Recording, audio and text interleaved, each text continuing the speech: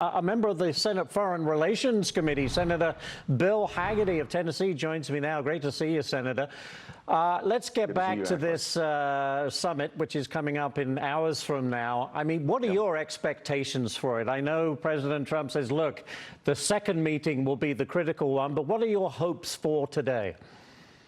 Well, I've seen the two men together before in my previous role in the Trump administration when I served as U.S. Ambassador to Japan. I've seen President Trump and Vladimir Putin together. I think there's clearly respect when Putin looks to President Trump.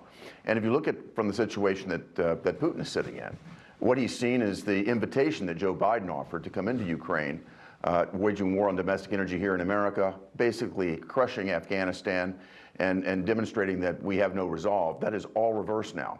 Global energy prices are coming down. President Trump is very serious when he talks about implementing secondary sanctions. And I'm here thinking about India, about China, but secondary sanctions on Russian energy sales. I think Vladimir Putin sees the writing on the wall. The pressure is on Putin to get something done, because when President Trump takes the next step, I think his economy is going to go into a tailspin. So this is a critical meeting for Vladimir Putin, a lot on the table.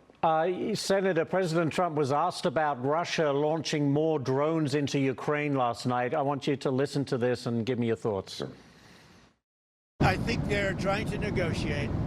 He's trying to set a stage. I mean, in his mind, that helps him make a better deal. It actually hurts him. But in his mind, that helps him make a better deal if they can continue the killing.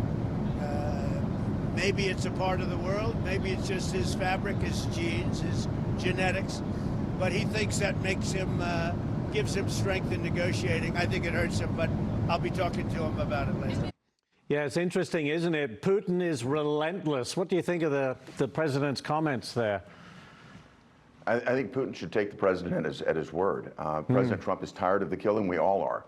Yeah. This needs to come to an end, and I think that's the overarching goal here. Should Putin try to come in and deflect, talk about the new START treaty that expires next February, et cetera, I think President Trump's going to bring it right back to the point. Yeah. We need a ceasefire. We need the bloodshed to end. Let's get to terms. Exactly. All right, let's change topics here. You're leading the charge to prohibit illegal migrants from being counted in the U.S. Census and Electoral College count.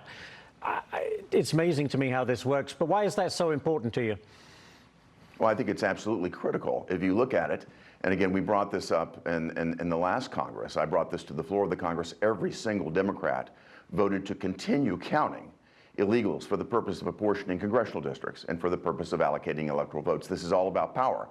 This is why you see these sanctuary cities situated in blue states. That is, blue states that are losing citizens to states like mine in Tennessee. They're losing citizens. They're backfilling with illegal aliens. And this is not what the Founding Fathers ever intended, to count illegals for the purposes of allocating voting power in America. We should only be counting citizens. That's what this legislation does. I've got 18 co-sponsors with me. I have a hard time imagining that Democrats can continue to say this is the right way to go for America. It has been the motive behind the crime at our southern border that President Trump is fixing, and the American public is loving it. Is it constitutionally legal to do that?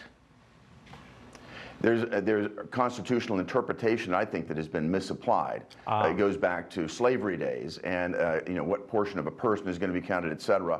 This clearly was not the intent of Founding Fathers for people to come here. They don't count people at LA Airport. Maybe they do in California as they stop in. A temporary visitor should not be counted. A person here illegally should not be counted. Yeah. That's just common sense. We need to fix it. All right, we'll leave it right there. Senator Hagerty, thank you so much. Thank you, Ashley. Much appreciated. Great to talk to you.